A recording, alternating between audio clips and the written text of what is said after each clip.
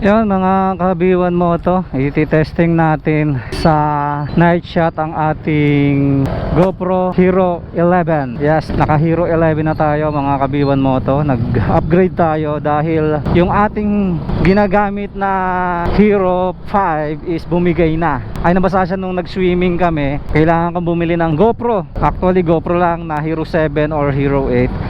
And kaso meron ako nakadeal dito sa may Salitran na Hero 11, maganda yung deal niya sa akin. Kinuha ko na. Super bait nung seller. So actually galing ako sa kanila, papauwi na ako ngayon. Titignan ko lang tong video na to. Siguro may mga ayusin pa ako sa video na to. Hindi ko pa alam kung ano magiging output ng video na to, pero kung sakaling i-upload ko to, paki-comment naman ako kung okay lang yung kuha natin sa ganitong settings. Naka 4K 60 ako, super view, and then ISO ko is 100 minimum, 1.6 ang ating maximum, and then 4K. Nag-try muna ako ng 4K and then 30 FPS for night mode lang. Ito specific na settings ko sa night mode, pero once na nakuha na natin yung settings, ang plano ko lang talaga na settings dito is 2.7 lang. Hindi tayo magpo 4K and masyadong mabigat sa editing yon, and hindi ko kailangan ng 4K. So shoutout nga pala kay Onin. Lalagay ko yung page niya o yung Facebook niya. Napakabait niya and good deal talaga. Marami siyang binigay na freebie sa akin, and maraming salamat. Talagang una Hero 7 lang talaga ang kukunin ko sa kanya, pero nung in-offer niya sa akin yung Hero 10 niya, napaisip ako kasi wala talaga akong plano mag-upgrade ng mas mataas pa sa Hero 8. Kung hindi lang talaga may paggagamitan ako ng Hero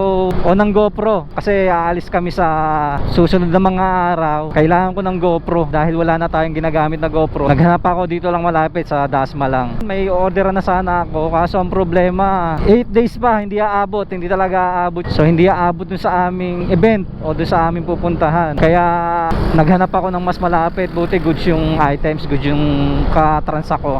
So maraming salamat talaga. Bali napakakinis pa talaga nung nakuha kong unit. Nalinis. Napansin ko lang na medyo mabigat siya kaysa doon sa Hero 5. Obviously talagang mas mabigat siya ng konti. Medyo naramdaman ko naman, pero siguro masasanay din yung leg ko rito. Pero hindi ko expected na talaga makakapag-upgrade tayo mga kabiwan mo to. Wala talaga sa plano, kasi yung Hero 5 na yun sobrang solid talaga nun. Nasira lang yun dahil kapabayaan ko rin na nag-swimming kami, nilublob ko siya sa tubig, hindi ko alam na hindi pa pala fully sealed, may pumasok, and then yun nasira na siya, nag widescreen na siya. Yun ang naging problema, pero solid yun. Lahat ng video ko yun ang gamit ko, maliban dito sa video na to.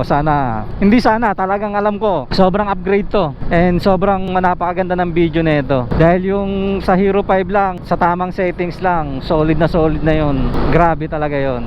And ito may stabilization pa. Yung Hero 5 ko walang stabilization yun. Tsaka halos lahat ng content ko dun ko ginawa, lahat talaga ng content ko Hero 5. Kaya nakakamiss din yung Hero 5 ko, pero hindi naman siya nawala. Hindi ko naman siya i-dispose, hindi ko naman siya ibebenta kahit na ganon. Ikikip ko na lang siya. Alam ko may mga adjustment pa akong gagawin dito, pero ang ginawa ko kasing almost na adjustment dito, parehas lang din sa Hero 5 ko. Ang pagkakaiba lang night ngayon, so gabi, so madilim, pero sana kahit pa paano usable tong i-upload itong Hero 11 natin.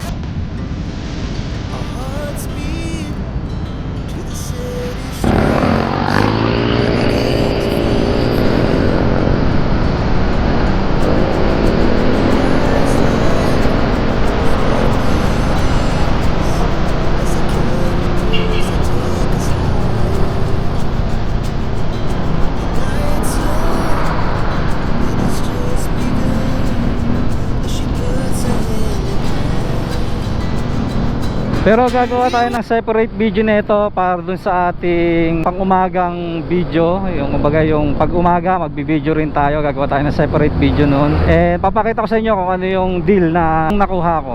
Ayan, siguro sa ganitong view ng GoPro, maganda pa kuha natin dito. Pero pag sa mga sobrang didilim na, siguro tingnan natin. And siguro sa deal na to, sobrang sulit talaga tong nabili ko. And hindi talaga ako makapaniwalang nag-upgrade ako ng Hero 11 dahil wala talaga sa plano yan mga kabiwan mo to. Yun, sana siguro dahil dito lalo nating gagandahan pa yung mga video natin, mga vlog natin sa abot ng aking makakaya. Sana mapaganda natin. And natin ng problema paano tayo makakapag-content dahil tayo nagtatrabaho tayo, may full-time job tayo. Sinisingit lang na natin yung pagko-content creator, yung pagmo-motovlog. Pero siguro it's time na maging active na ulit tayo sa pagmo-motovlog. Kailangan natin ayusin ang ating schedule para kahit nagtatrabaho tayo, makagawa tayo ng mga video at least once a week. Kasi sayang naman tong GoPro natin kung hindi tayo magko-content, di ba? So siguro dito na lang mga kabiwan moto. And paki-comment na lang kung anong masasabi nyo sa video natin, sa audio natin, at sa bago nating camera. And always remember mga kabiwan moto, pray before you ride safe, God bless. B1 Moto out. Bye bye.